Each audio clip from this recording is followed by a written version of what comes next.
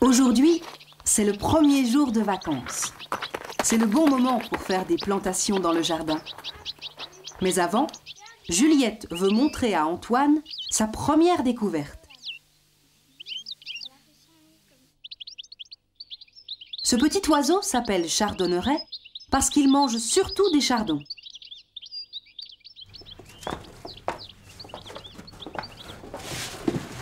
Papy déballe tous ses sachets de graines. Des petits pois, de la salade, des pois mange-tout, des flageolets, des radis, du persil, des oignons, des fèves, celles que l'on met dans les galettes des rois.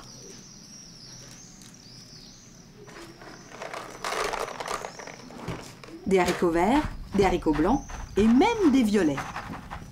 Et Juliette ne sait pas lesquels choisir.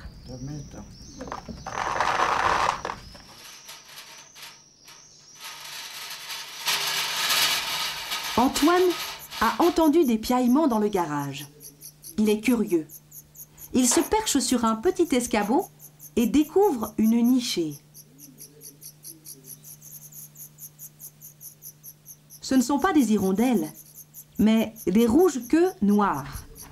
Le rouge-queue noir, le plus matinal des oiseaux, est un oiseau migrateur qui repart dès le début de l'automne dans les pays chauds. C'est décidé. On va planter des haricots violets et de la salade. 2 poutres plus loin, un couple d'hirondelles a lui aussi construit un nid de boue séchée.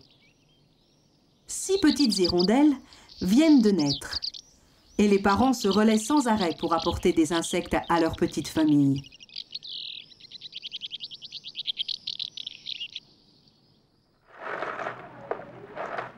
De temps en temps, la mère repart avec une petite crotte blanche pour que le nid reste bien propre.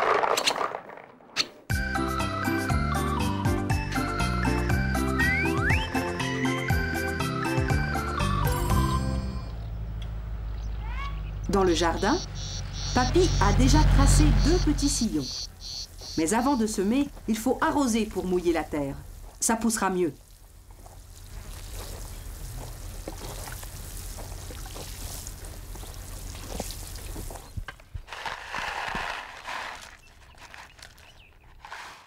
Juliette et Antoine déposent à espace régulier 6 graines de haricots exactement.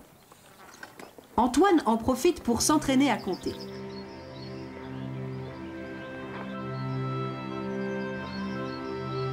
Une seule.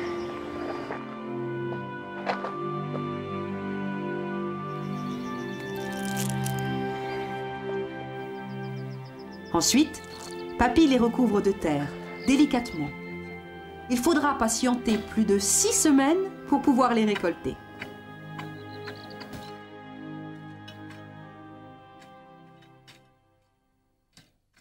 Antoine a déjà disparu. Il vient d'apercevoir un lézard sur le mur et il aimerait bien l'attraper. Mais le lézard vert a un moyen de défense. Si Antoine le prend par la queue, celle-ci se brisera. Le lézard pourra s'enfuir et sa queue repoussera. La mission de la journée n'est pas achevée pour Juliette. Il lui reste à planter de la salade. Papy lui donne du semis, c'est-à-dire des minuscules graines. Juliette et lui en saupoudrent le sol délicatement. Quand les petites salades auront poussé, Papy les repiquera en ligne et suffisamment espacées pour qu'elles puissent grossir.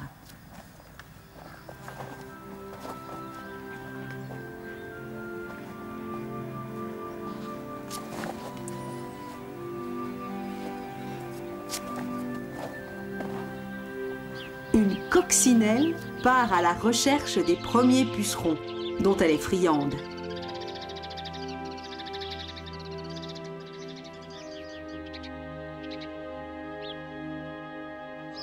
Les graines, que Papy a semées avant les vacances, sont devenues des plantes et ont produit des légumes qui seront bientôt prêts à récolter.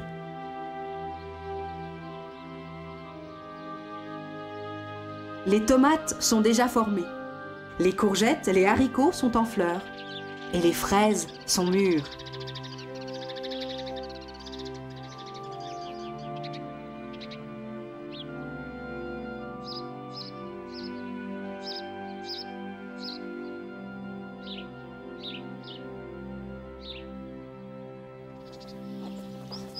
En fin de journée, Juliette arrose des salades. Il est préférable d'arroser le soir, lorsque le jardin est à l'ombre, pour ne pas brûler les plantes. Juliette est très appliquée. Antoine, quant à lui, arrose avec un style très personnel, apprécié par l'œil expert des veaux charolais.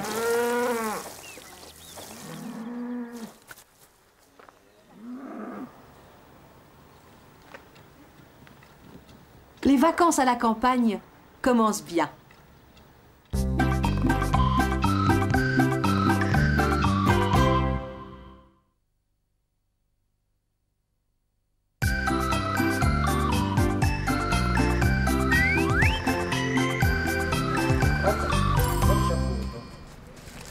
Aujourd'hui, Juliette et Antoine aident Papy à fabriquer un drôle de bonhomme.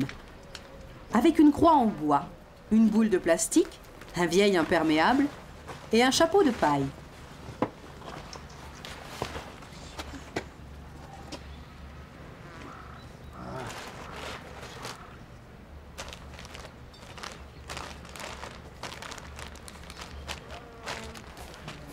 C'est un épouvantail. Mais pour faire plus vrai, Juliette lui dessine au feutre de beaux yeux ronds.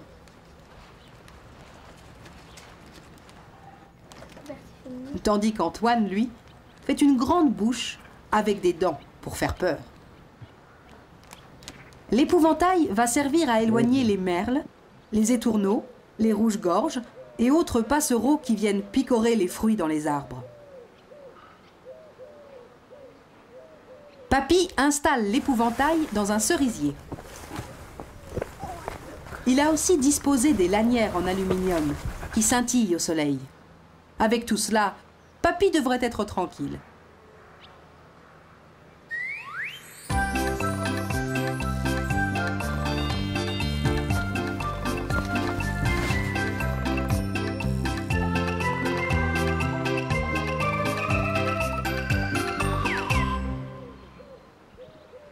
Les cerises sont bien rouges. Il est temps de les cueillir. Il existe plusieurs variétés de cerises. Les bigarreaux ou les cœurs de pigeon, par exemple. On trouve aussi des cerisiers sauvages, les merisiers qui poussent dans la forêt. Papy a choisi de cultiver également des griottes. Les fruits se récoltent à des saisons différentes. Le cerisier est le plus printanier. Le cerisier n'est pas un arbre très grand, mais une échelle ou un escabeau est nécessaire pour récolter les fruits les plus hauts. Juliette est attentive. Elle veille à ne cueillir que des beaux fruits pour faire une bonne confiture.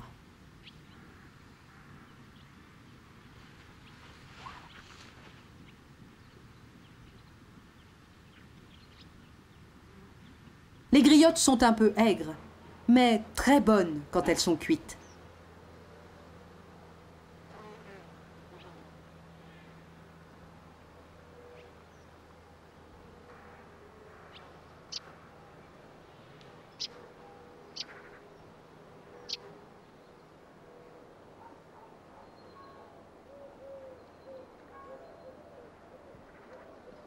La récolte est terminée et les jeunes hirondelles peuvent venir faire leur toilette et lisser leurs plumes dans le cerisier. Papy a d'autres arbres fruitiers dans son verger. Des pommiers, des poiriers, des pruniers, des pêchers. Les arbres ne produisent pas de fruits lorsqu'ils sont jeunes. Il faut être patient et attendre plusieurs années.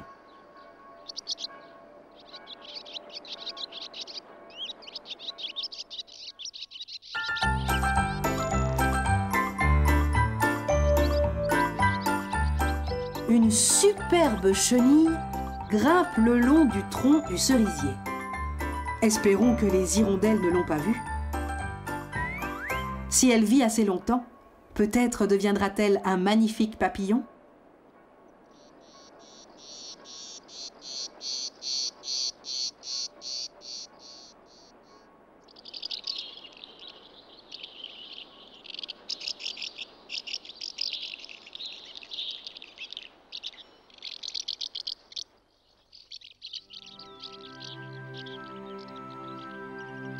Pour faire de la confiture de cerises, il faut tout d'abord les dénoyauter. C'est un travail long et fastidieux.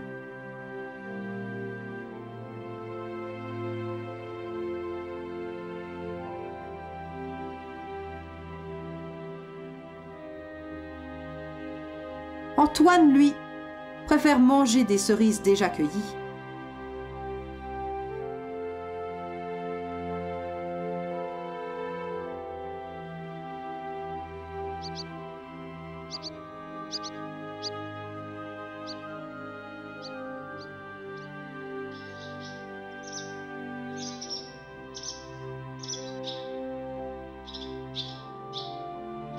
Juliette pèse les fruits.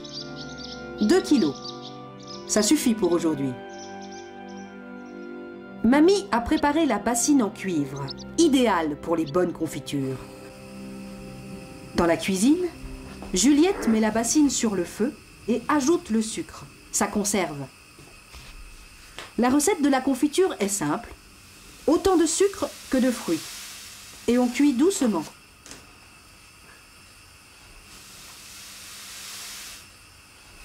Juliette surveille la cuisson en remuant sans cesse.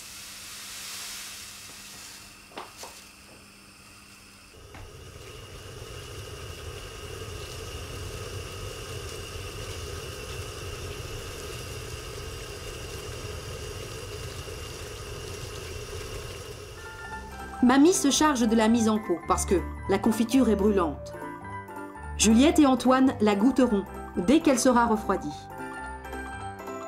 Les vacances à la campagne, c'est bon comme de la confiture.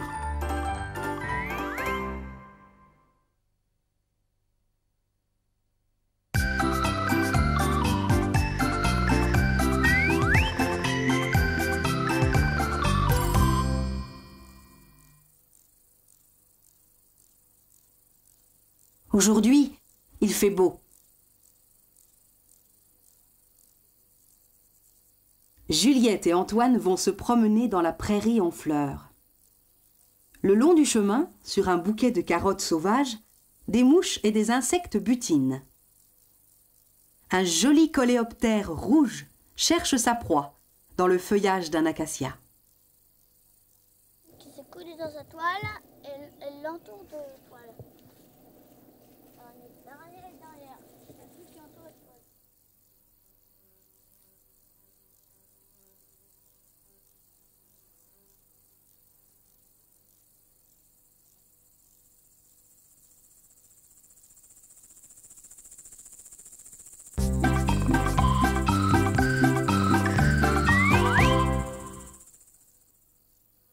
Juliette et Antoine, à 4 pattes dans l'herbe, cherchent un trèfle à 4 feuilles. Mais ils trouvent des petites bêtes à 6 pattes. Des insectes, comme les sauterelles et les criquets.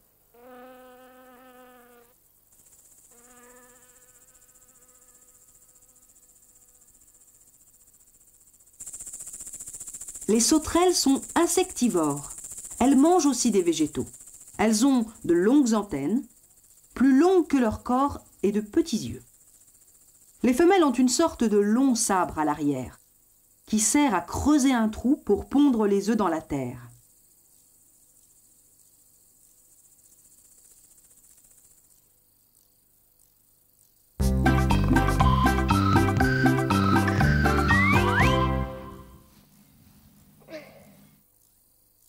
Les criquets sont herbivores et ont de courtes antennes.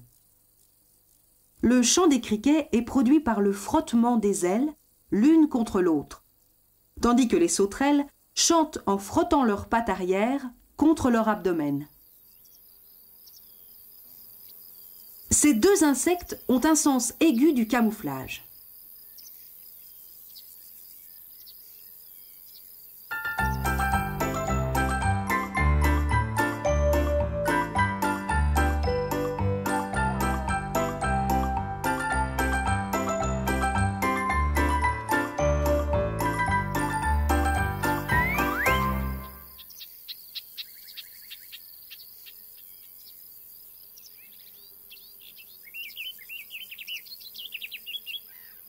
Dans le champ au marronnier, un lièvre fait le guet. Un faisan parade sans crainte.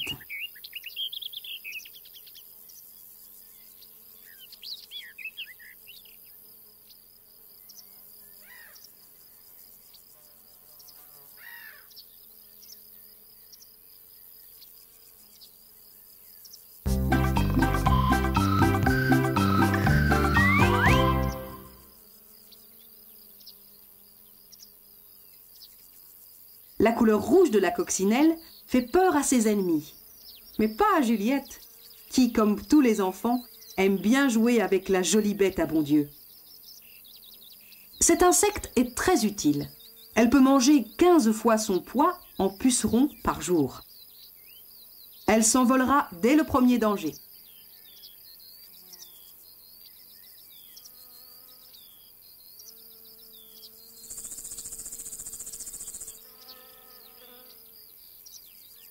Antoine souffle sur un pissenlit en graines. Toutes les graines s'envolent, prêtes à donner de nouveaux pissenlits l'année prochaine.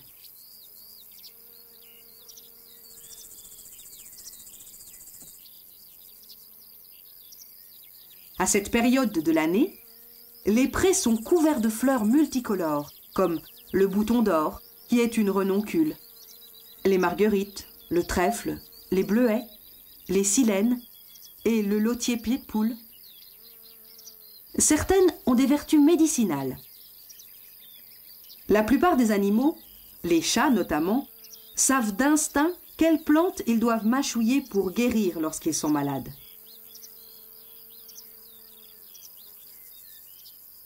Juste pour l'heure du goûter, il rentre à la maison avec quelques fleurs pour compléter l'herbier de Juliette.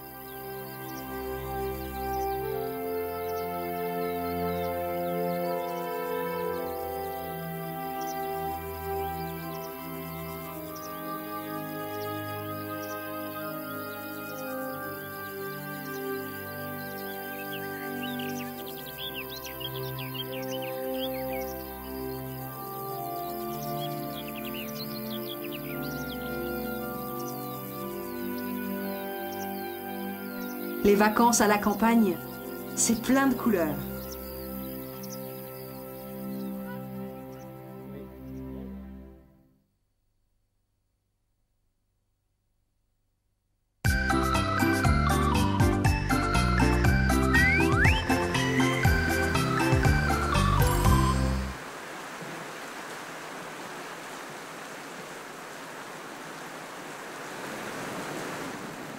Aujourd'hui, il a plu très fort. La pluie est très utile. Les plantes en ont besoin, mais quand il pleut, on s'ennuie à la maison. Pourtant, certains aiment bien la pluie. Et ceux qui sont contents, ce sont les escargots, par exemple. Tout doucement, ils sortent de leur coquille et vont se promener.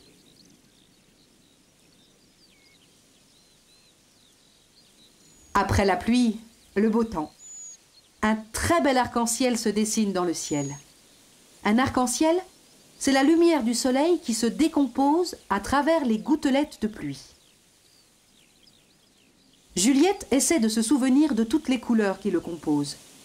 Violet, indigo, bleu, vert, jaune, orangé et rouge.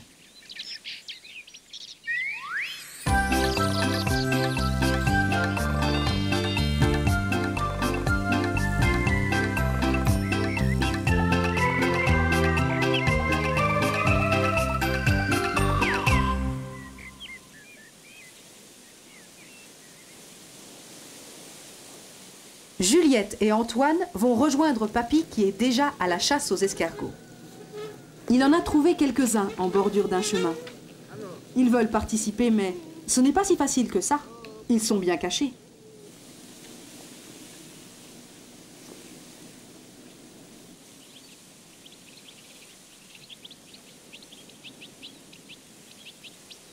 Juliette en trouve un en premier.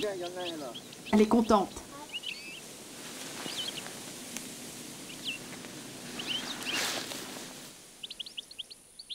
Allez, Hubert, à toi. Voilà. Oui, ben c'est bien. Allez, ben prends-le. Il est cuillard. Antoine hésite beaucoup à les prendre car il trouve ça très gluant. C'est gluant.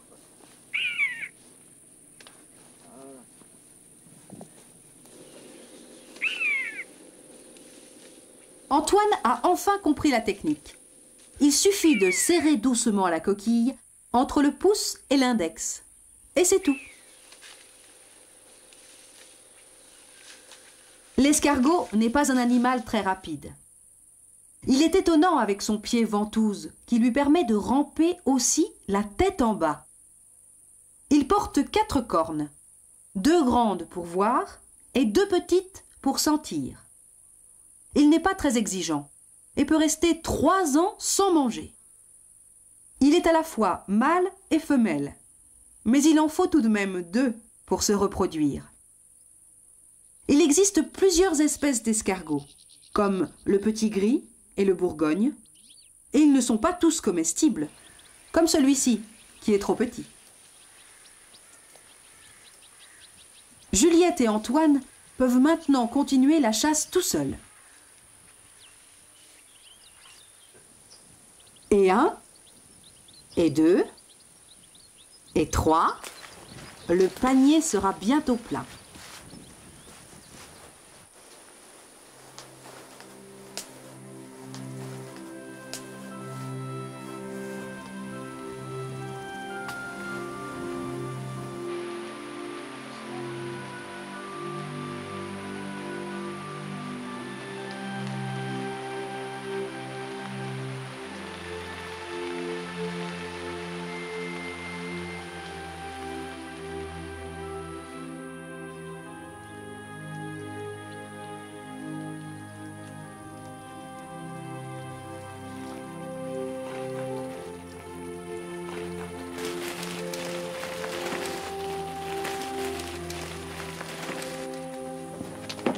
À la maison, les escargots ramassés sont placés dans une grande caisse en bois, en attendant d'être cuisinés.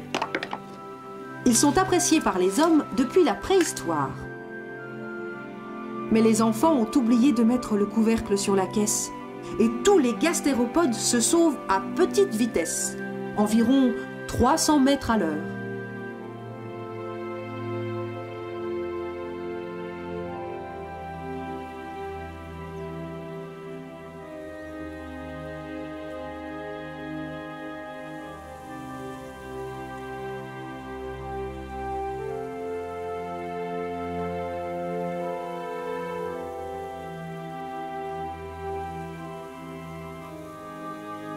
Le soir, il ne reste plus que 4, 5 escargots dans la caisse. Les plus malins sont allés se régaler dans le jardin. Les escargots, qui sont quasiment sourds et aveugles, se dirigent avec leur excellent odorat, droit vers les laitues de papy.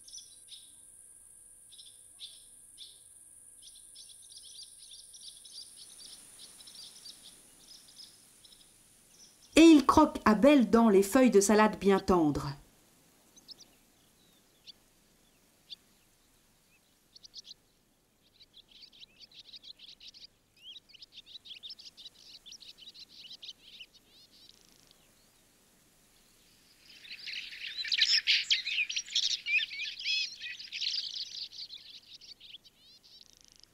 Antoine n'a pas envie de les laisser faire. Il aime bien les salades. Et les escargots. Les vacances à la campagne, même sous la pluie, c'est bien.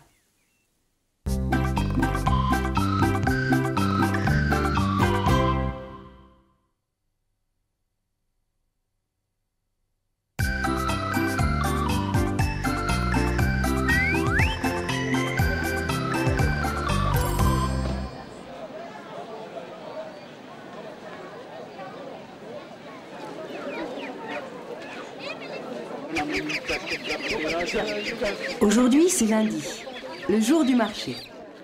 Mais ce n'est pas un marché comme les autres. On n'y vend pas des légumes ou des fruits. C'est ici que les paysans de la région viennent acheter et vendre leurs volailles. Des poules, des coqs, des canards, des pintades, des oies, des pigeons et des lapins.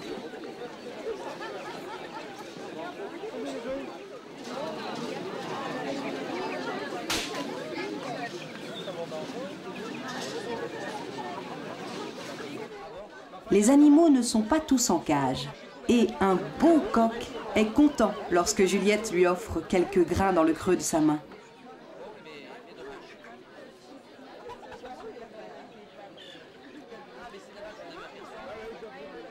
Mais parfois, ça pique. Antoine, quant à lui, a trouvé plus doux, un lapin qui se laisse facilement caresser.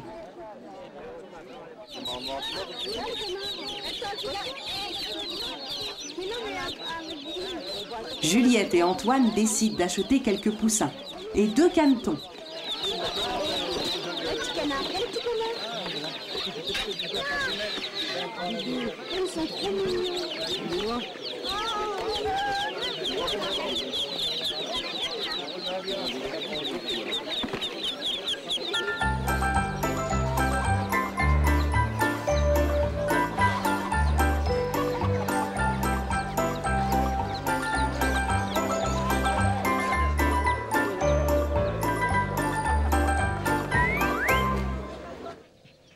Après avoir passé quelque temps dans un beau panier, les poussins et les canetons sont mis dans un petit enclos installé par Papy dans le verger.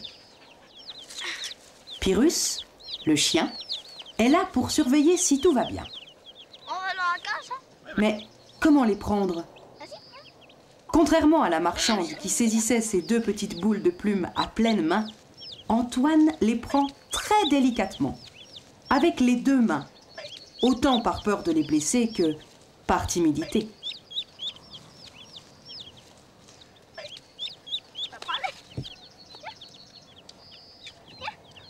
Le canard, il veut pas, le canard. Ça n'arrive pas à attraper le canard, moi.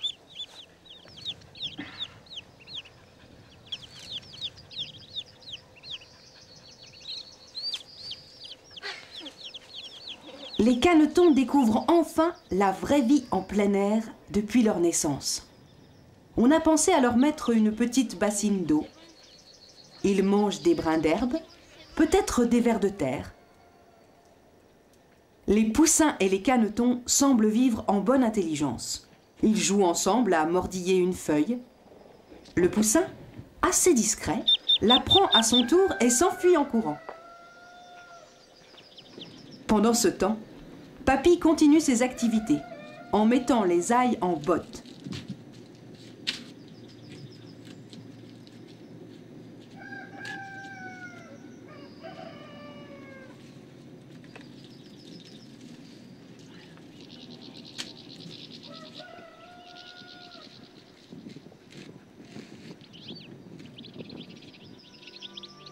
Juliette aimerait jouer un peu plus avec les poussins, mais ce ne sont pas des peluches. Ils vont bientôt rejoindre la grande basse-cour.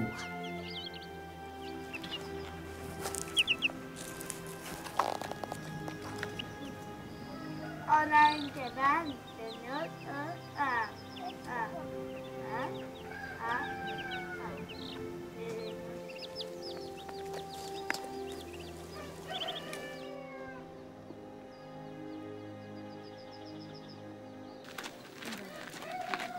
Juliette est interrompue par la venue de la boulangère.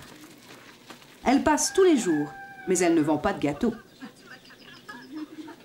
Pour remercier Papy et Mamie d'avoir acheté les poussins et les canetons, Juliette décide de faire une tarte aux groseilles.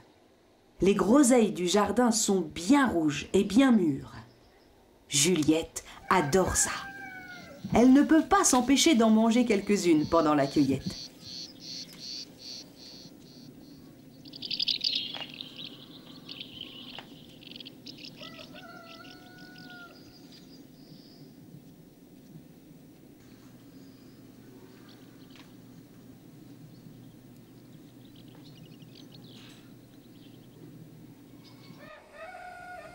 Le plus intéressant, c'est faire la pâte. Malaxer la farine, le beurre et l'eau avec les mains.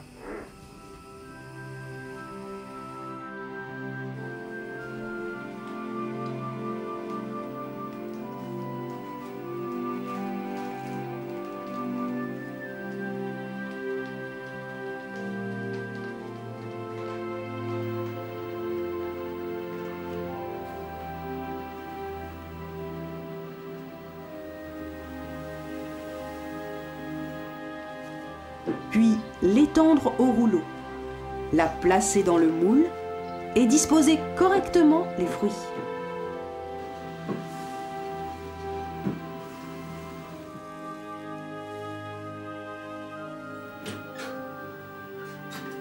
Antoine est pressé de goûter à la tarte de sa sœur. Mais patience, il faut qu'elle passe au four. Les vacances à la campagne, c'est agréable.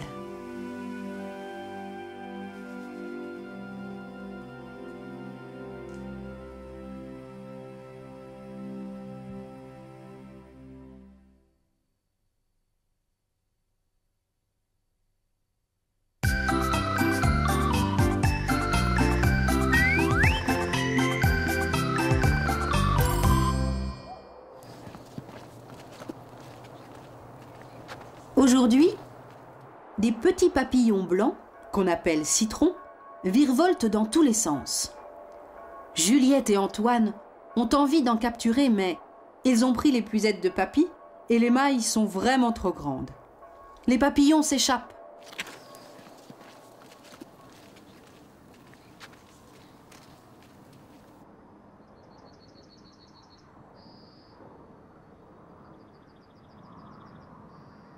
Les papillons se nourrissent du nectar, mais il y a de la concurrence. Des frelons, des bourdons et surtout des abeilles.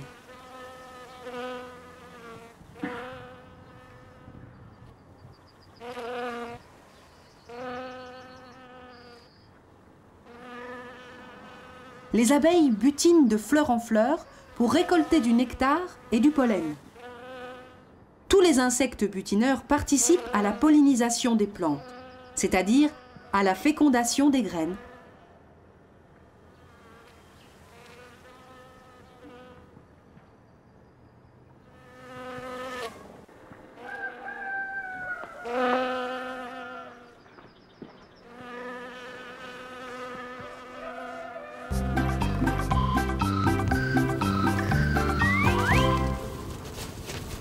Juliette est allée rendre visite à sa copine Pauline. C'est le jour de récolte du miel. Mais pour s'approcher des ruches, il faut se protéger. Les abeilles peuvent être dangereuses. Leur piqûre fait très mal.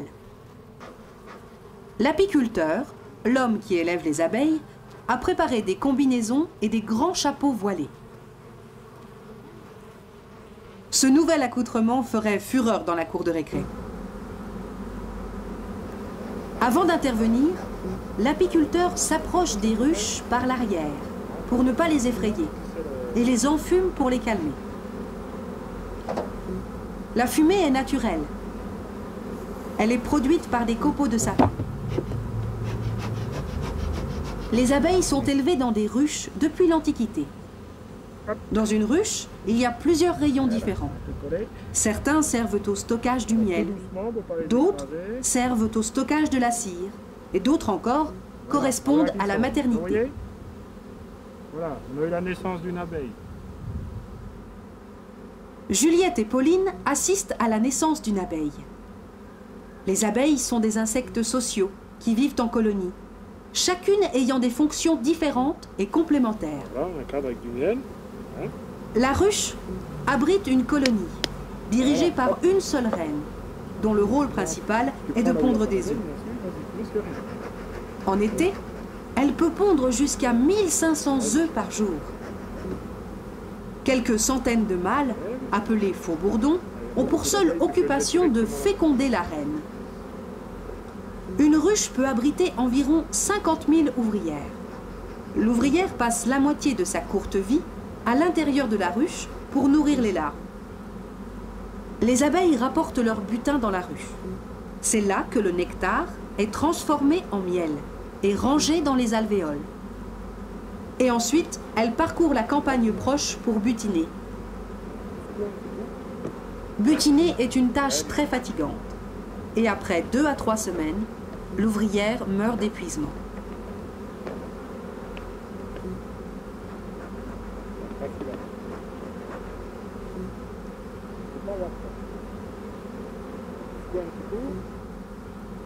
Juliette et Pauline aident l'apiculteur à prélever les rayons contenant le miel.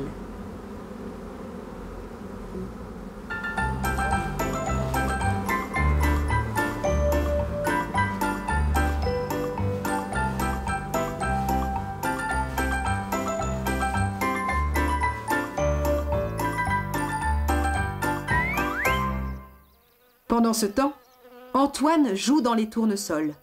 Les abeilles aussi.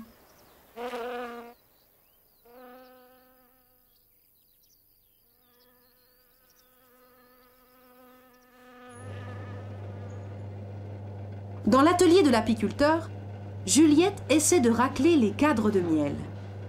Elle enlève les bouchons de cire qui fermaient les alvéoles contenant le miel. La cire sera récupérée et on s'en servira pour faire des bougies ou pour cirer le parquet. Les cadres sont ensuite rangés dans une centrifugeuse. La couleur du miel et sa consistance dépendent uniquement des sortes de fleurs butinées par les abeilles.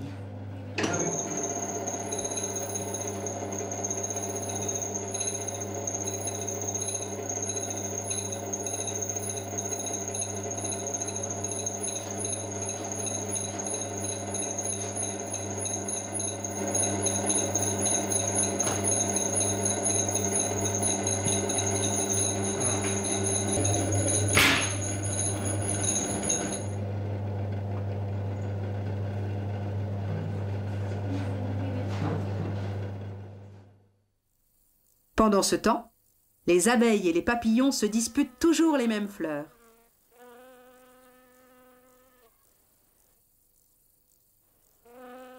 Les papillons, quant à eux, se nourrissent de nectar qu'ils aspirent à l'aide de leurs longues trompes.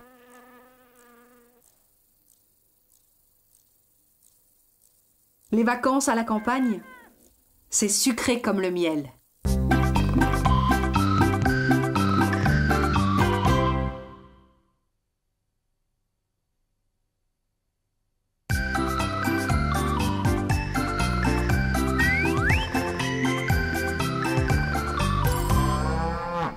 Aujourd'hui, Juliette et Antoine sont réveillés de bonne heure par les meuglements d'un troupeau de vaches.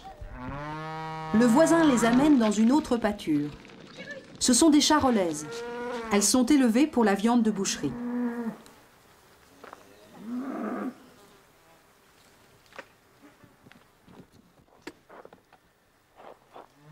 Papy s'est levé de bonne heure pour repiquer les poireaux. La ronde des agriculteurs transportant du foin a commencé.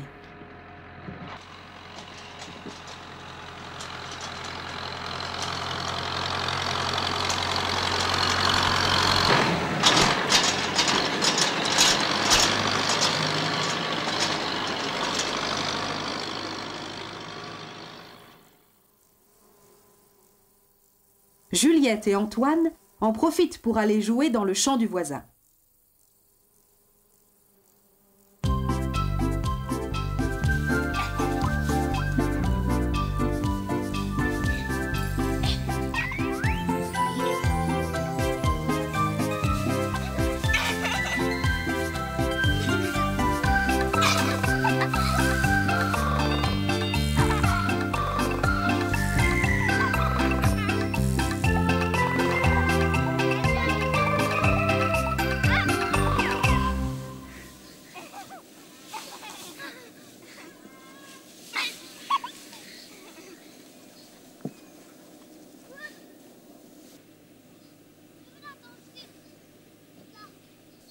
Voici l'agriculteur sur son tracteur, avec un drôle de tourniquet à l'arrière.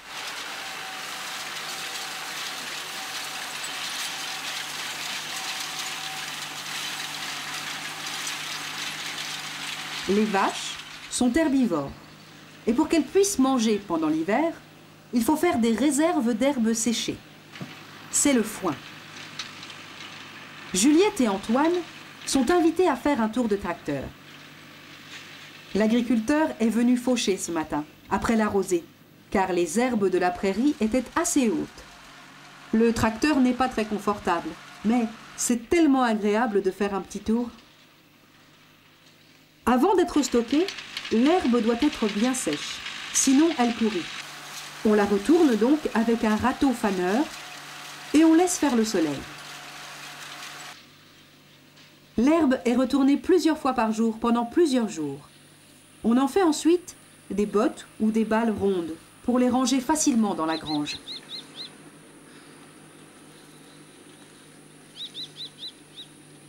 En fauchant, l'agriculteur a dérangé les petits rongeurs, comme le campagnol qui habitait dans la prairie. Le faucon cresserelle en profite pour partir à la chasse.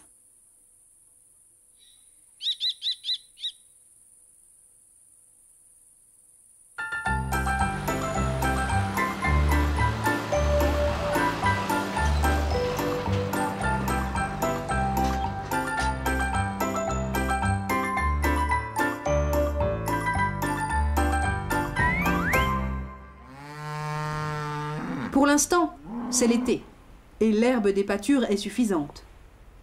Dans le pré voisin du jardin de Papy, le troupeau de charolais broute tranquillement, mais sûrement. Une seule vache pouvant manger plus de 60 kilos d'herbe dans la journée.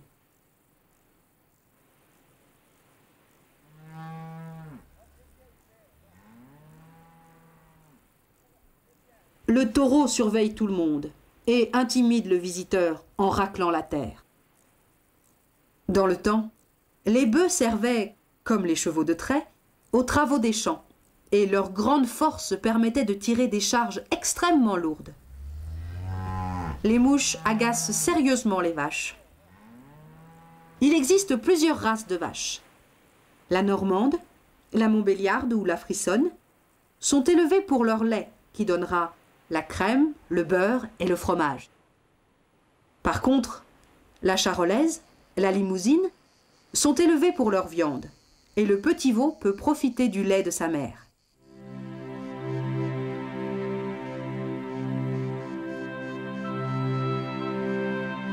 Elle accumule l'herbe dans un très gros estomac fait de 4 parties. Puis, plus tard, elle remet l'herbe dans sa bouche et la remâche correctement. On dit qu'elle rumine.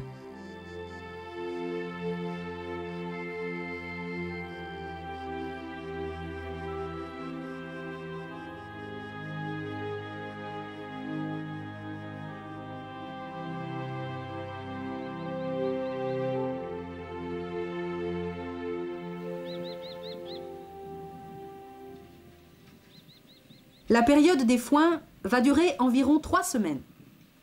Encore quelques belles roulades en perspective.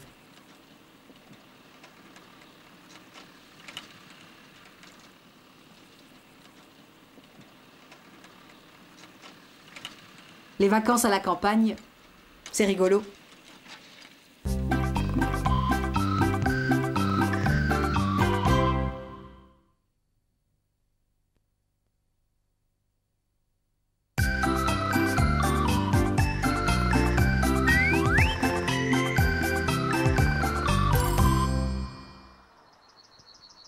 Aujourd'hui, une grenouille s'est égarée dans la pelouse de la maison.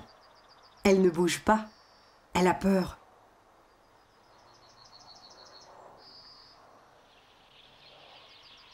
Antoine et Juliette décident alors de rejoindre Papy qui pêche certainement des grenouilles dans la mare du voisin.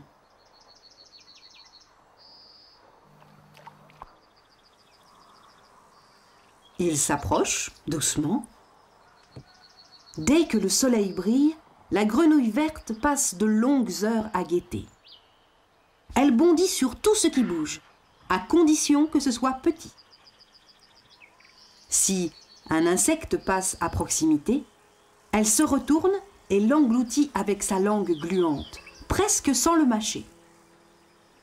En revanche, si un animal plus gros qu'elle s'approche, elle se cache dans les profondeurs de la mare et ne réapparaît que beaucoup plus tard. Papy sait tout cela. Il se fait discret et fait croire à la grenouille qu'une nouvelle proie facile arrive. Et alors...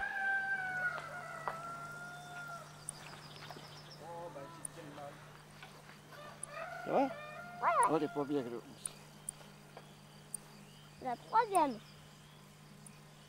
T'as bien pêché, hein? Il y en a encore, il y en a encore. Papy n'est pas le plus grand danger pour les grenouilles. Un peu plus loin, un héron cendré paraît somnoler. Mais il surveille. Et d'un coup de bec précis, il en saisit une.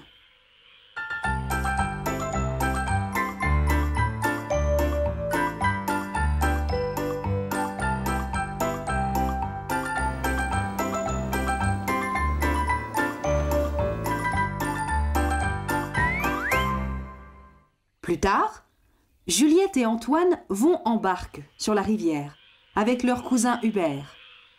Le bateau s'approche d'un petit ruisseau recouvert de nénuphars. Les grenouilles aiment bien les feuilles de nénuphars pour chasser. Les mares et les petits ruisseaux sont aussi les lieux de vie de l'un des plus beaux insectes, la libellule. C'est la période des amours. Pendant l'accouplement, le mâle saisit la femelle au cou et tous deux forment un joli cœur.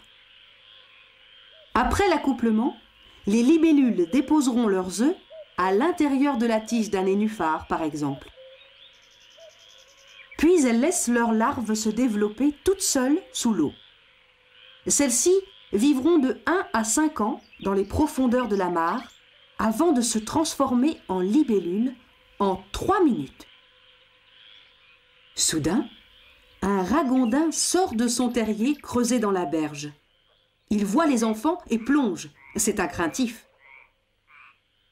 Le ragondin, originaire d'Amérique du Sud, a été introduit en Europe pour sa fourrure. Ce gros rongeur a colonisé toutes nos campagnes.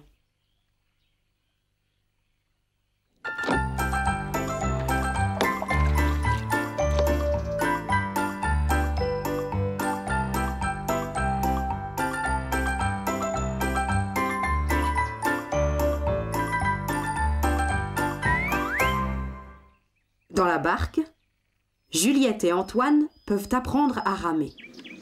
Ce n'est pas si simple, car dans ce genre de bateau, on avance à reculons. Et au début, on fait surtout des ronds dans l'eau et du surplace.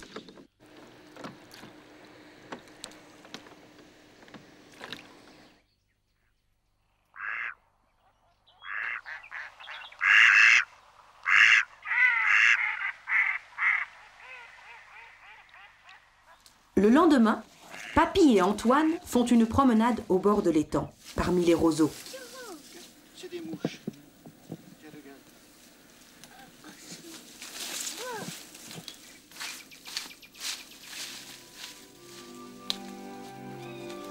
De là, on peut observer de beaux oiseaux, comme des foulques, des canards ou des grèbes huppées.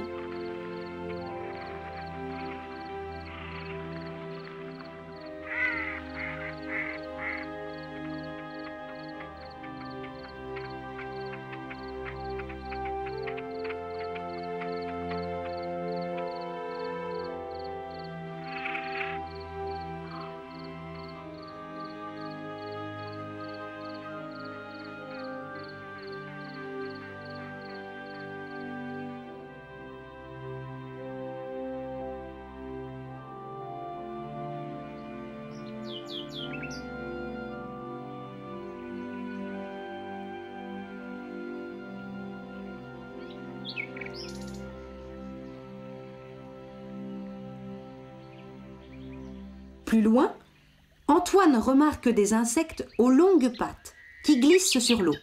Ce sont des gérisses. Ces pattes avant lui servent à capturer ses proies. Généralement, des petits insectes dont il suce le sang, un peu comme un moustique. Les vacances à la campagne? Oui, ça pique.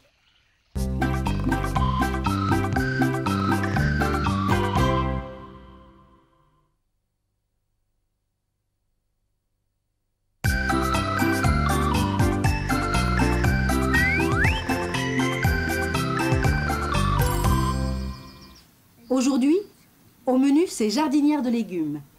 Juliette et Antoine arrachent d'abord des carottes. Elles ne se laissent pas faire facilement.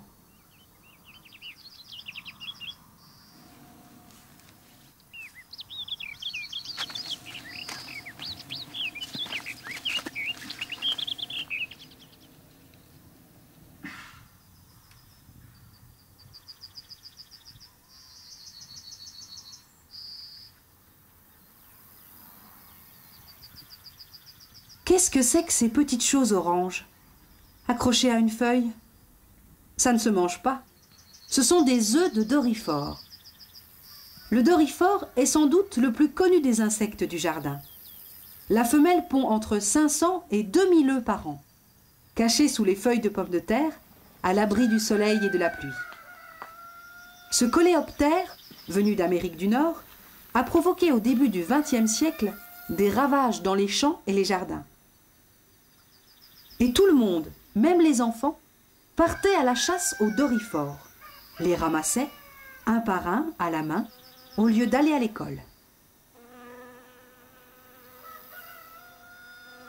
Mais les tomates nous attendent. C'est Antoine qui porte le panier, même s'il est un peu lourd. Certaines tomates sont bien mûres. Elles feront avec la vinaigrette de mamie une excellente salade. Pour la jardinière, il faut aussi des pommes de terre.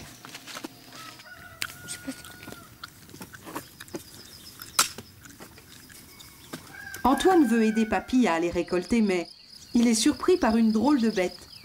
Cette drôle de bête, c'est une courtilière. Ça ressemble à un gros grillon, protégé par une carapace d'écrevisse.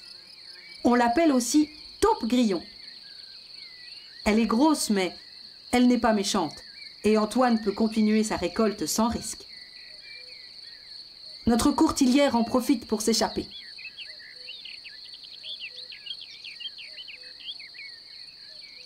Comme la taupe, elle creuse des galeries souterraines et coupe souvent les racines des légumes sur son chemin. C'est un ennemi du jardinier. Elle mange aussi des vers de terre ou des larves d'insectes.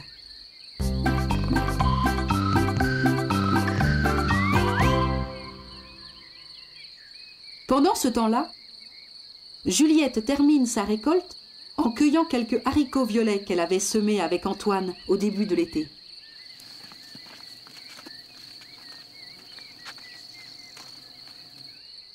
En sortant du potager, Juliette aperçoit une mante religieuse en train de faire sa toilette dans le buisson d'osier. Habituellement, elle vit dans les hautes herbes et les friches. Juliette est très attirée et intimidée par cet insecte étrange. Mais la mante religieuse n'est pas farouche. Lorsqu'elle tient ses pattes antérieures réunies, elle semble prier, d'où son nom de religieuse. Elle peut être de couleur verte ou brune, selon l'endroit où elle est née, pour pouvoir se camoufler.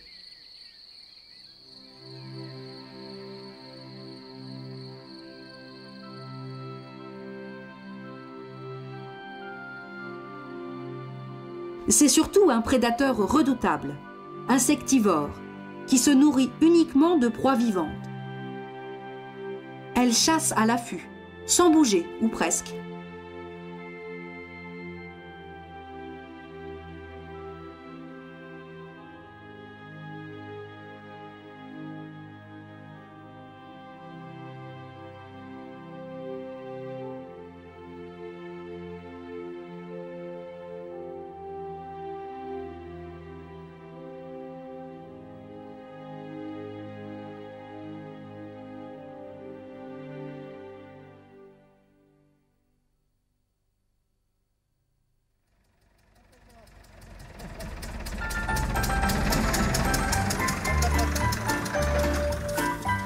Voilà deux grosses.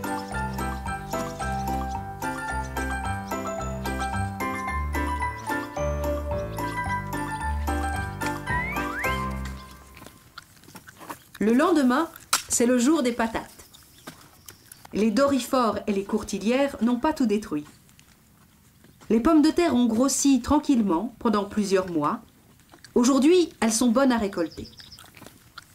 Papy les déterre à l'aide d'un crochet. Juliette et Antoine les ramassent et les trient, les petites d'un côté, les grosses de l'autre.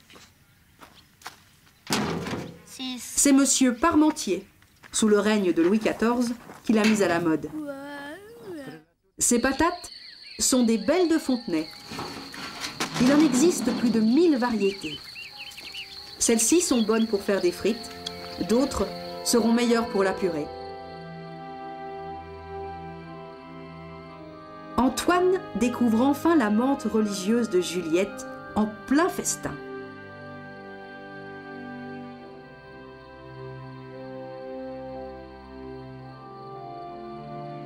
Les vacances à la campagne, c'est souvent de drôles de rencontres.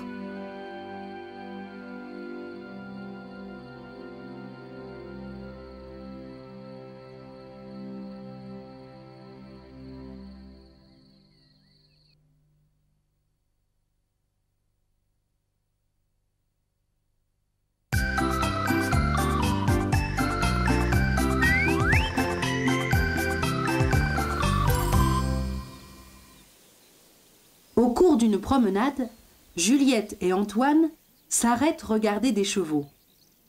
Ce sont des chevaux de trait qui faisaient tous les travaux des champs avant que les tracteurs ne les remplacent. Ceux-là sont des traits comtois, avec une belle robe de couleur alezane. Juliette leur donne des herbes sèches. Attention, il faut bien ouvrir la main, sinon ils peuvent mordre les doigts. Ce sont des animaux très gentils, qui apprécient la compagnie des enfants.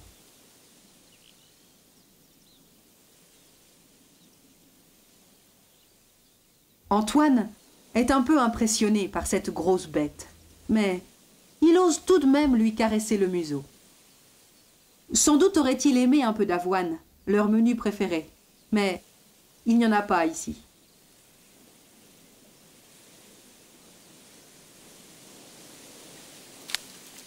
Juliette prend un épi.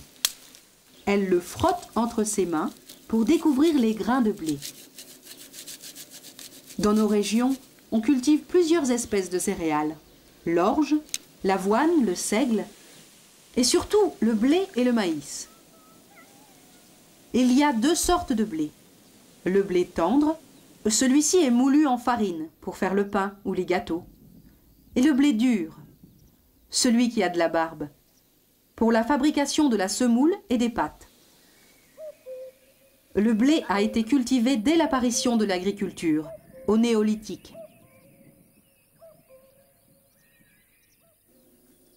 Le maïs est une céréale bien différente des autres. Elle a été apportée en Europe par les Espagnols, dès la découverte de l'Amérique centrale. C'est pourquoi le maïs aime la chaleur et l'humidité. Juliette et Antoine improvisent une partie de cache-cache dans les champs de maïs encore verts.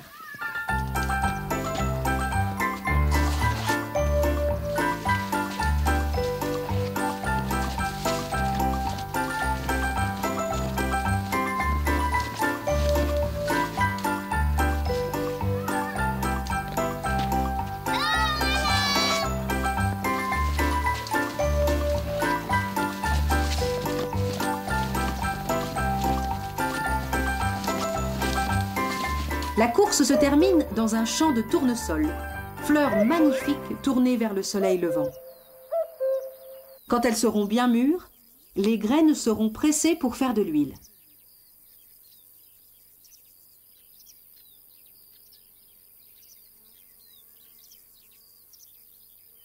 Ils n'ont pas vu le plus petit des rongeurs, un rat des moissons. Sa queue et ses pattes postérieures permettent de grimper le long de la tige, tandis qu'il utilise ses pattes avant pour tenir la nourriture. Sa queue lui sert aussi de frein quand il descend. Il se nourrit de tout, graines, fruits, bourgeons et insectes. C'est la femelle qui construit le nid, composé d'un habile tissage de feuilles de graminées découpées en lanières.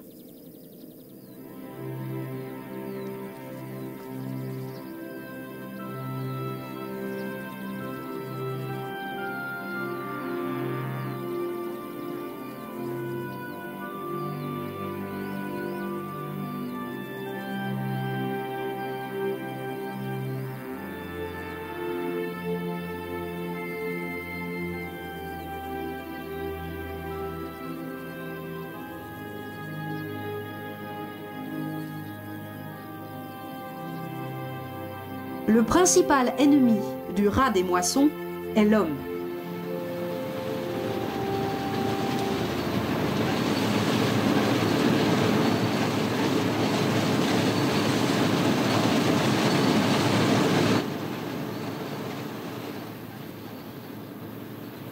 Le voisin fait les moissons avec sa moissonneuse-batteuse. Cette grande machine fauche le blé. secoue fortement les épis pour extraire les graines et rejette la paille. Antoine a très envie de monter sur la machine.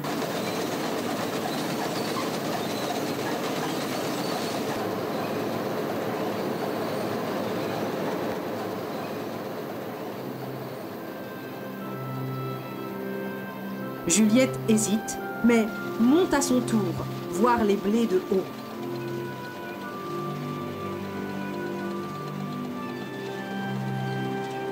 Beau point de vue, mais on avale beaucoup de poussière.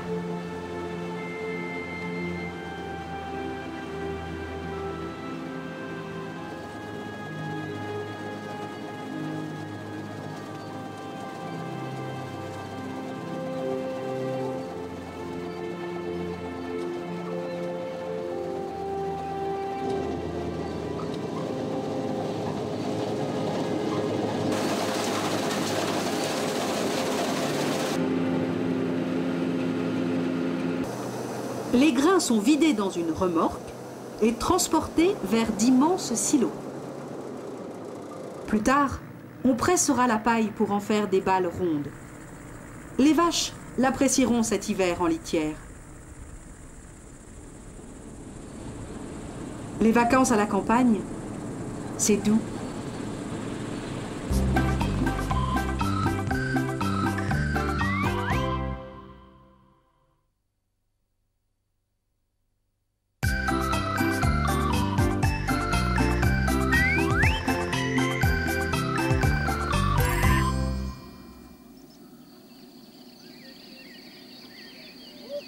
Aujourd'hui, c'est la fin des vacances. Le matin, une brume couvre la prairie. C'est humide. Les grandes toiles d'araignée sont recouvertes de gouttes de rosée. Elles étincellent au soleil comme un beau collier de perles. Les araignées ont mauvaise réputation. Pourtant, ce sont des animaux extraordinairement utiles, qui capturent des milliers d'insectes en été. Malgré la fraîcheur, Juliette et Antoine partent en balade.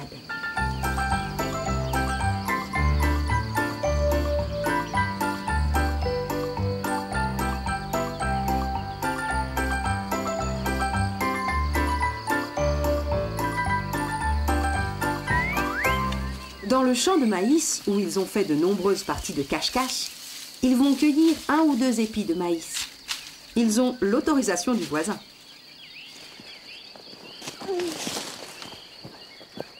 C'est celui-là que tu as.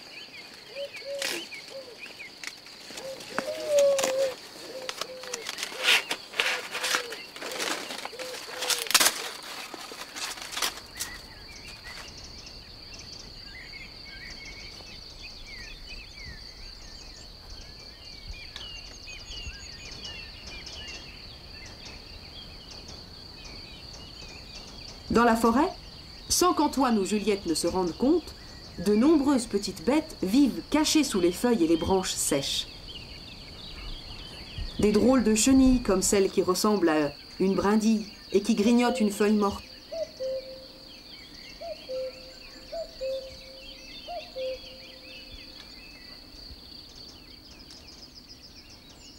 Un ver de terre, luisant au soleil.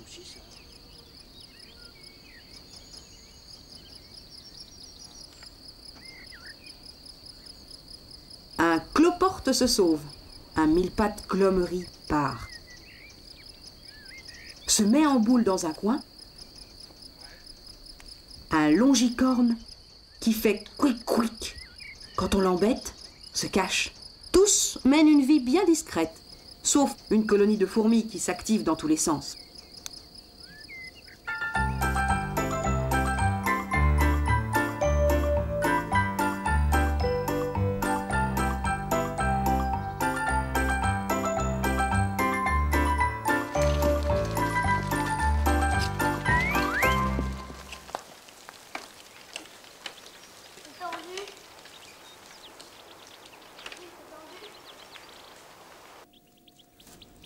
Antoine et Juliette continuent leur balade sans voir une punaise de bois qui se dort au soleil. Ils sont intrigués par les champignons. Les champignons sont des plantes à part dans le règne végétal. puisque ce sont les seuls qui n'ont pas de feuilles.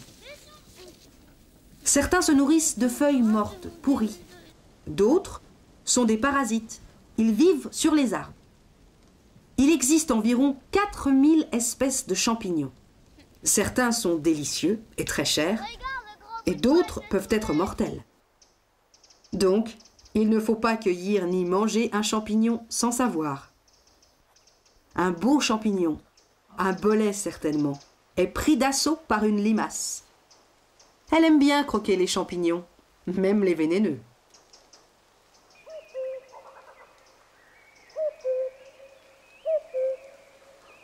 Un peu plus loin, dans la forêt aménagée, Juliette et Antoine observent une laie et ses petits marcassins. Les femelles vivent en groupe, avec les mâles de moins d'1 an et les marcassins.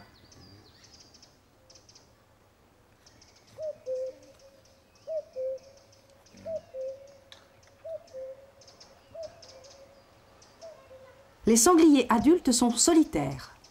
Ils ont une très mauvaise vue, mais leur odorat est excellent, meilleur que celui du chien. Quand il ne dort pas, il mange de tout, surtout des végétaux, mais aussi des vers, des larves, des insectes, des escargots et des fruits. Il fouille le sol avec son groin et il fait des ravages dans les cultures.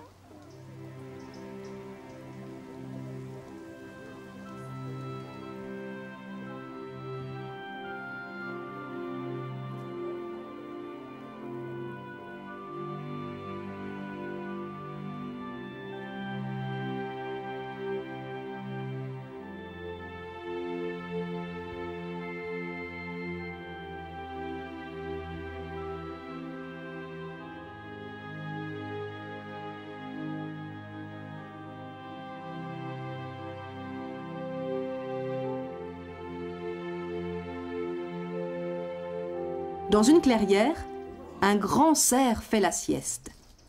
Le cerf est le plus grand mammifère de nos forêts. C'est un herbivore ruminant, comme les vaches.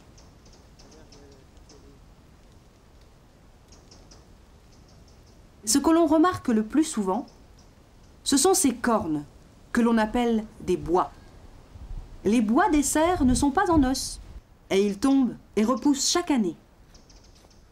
À l'automne, pendant la saison des amours, le mâle, pour prouver sa puissance dans le groupe, pousse de longs rugissements, que l'on appelle brames.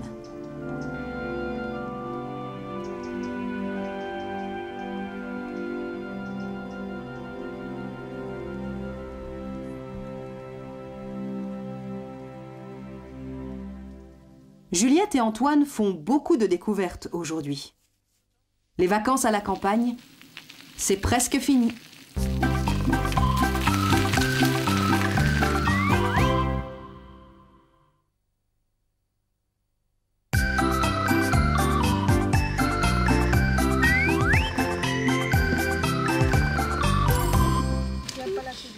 Après les vacances, Juliette et Antoine sont revenus chez Papy et Mamie faire les vendanges.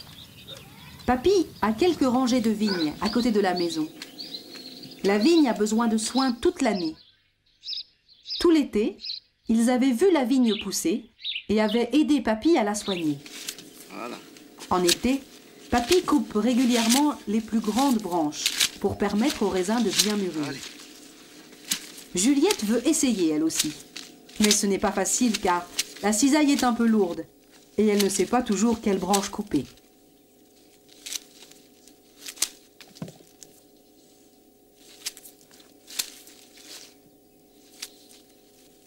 Laissons la place aux spécialistes. Antoine vient donner des conseils, ou bien faire un petit coucou, et peut-être même manger du raisin. Mais les grappes sont encore vertes.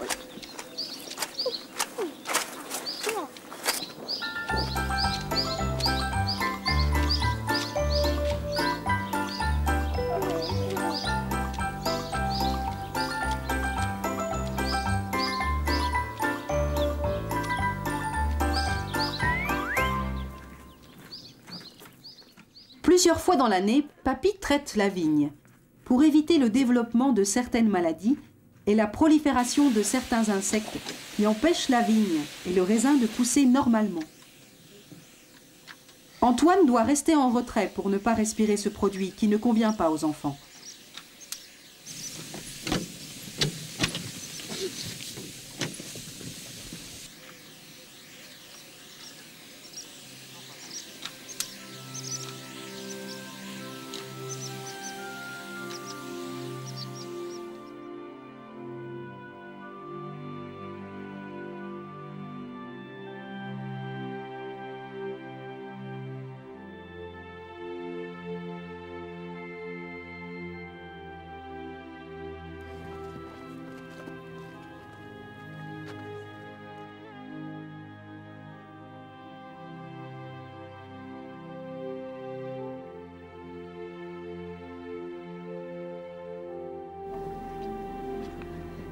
Le jour des vendanges est arrivé avec la pluie.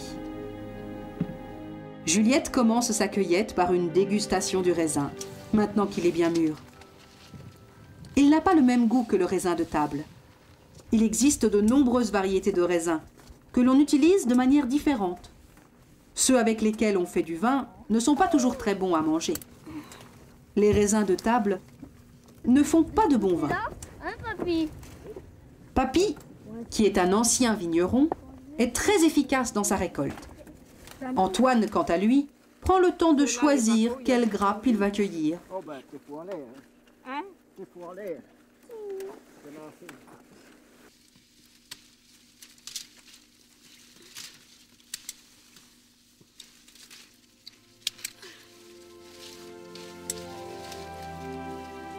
Il faut faire attention de ne pas se couper les doigts avec le sécateur. Bien qu'il existe des machines à vendanger, dans beaucoup de vignes, le raisin est encore ramassé à la main. Tire le fusil, ça s'appelle.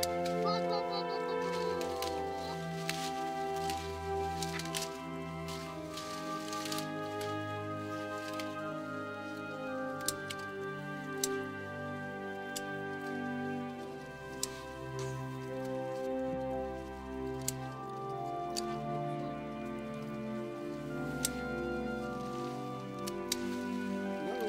Je vais l'emmener comme ça parce que j'ai mis de chaud. Moi, j'allais.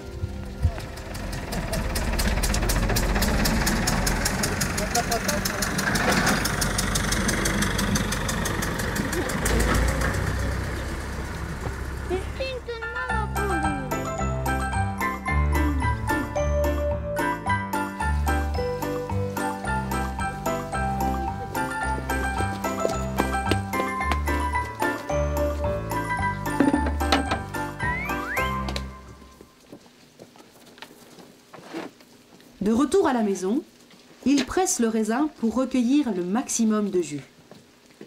Juliette a envie d'essayer de tourner la manivelle du pressoir. Antoine est intrigué par le mécanisme. Il est trop petit pour voir, alors il monte sur une caisse.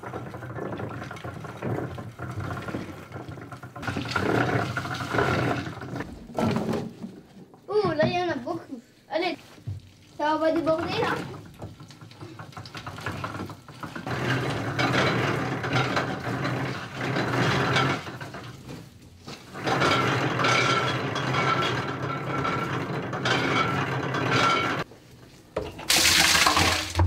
Voilà. Bon, on peut les prendre pour le moment.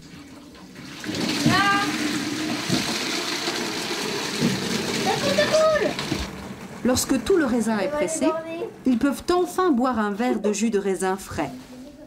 Mais attention, il reste des pépins et des bouts de peau. Les vacances à la campagne, c'est fini, mais on reviendra l'année prochaine.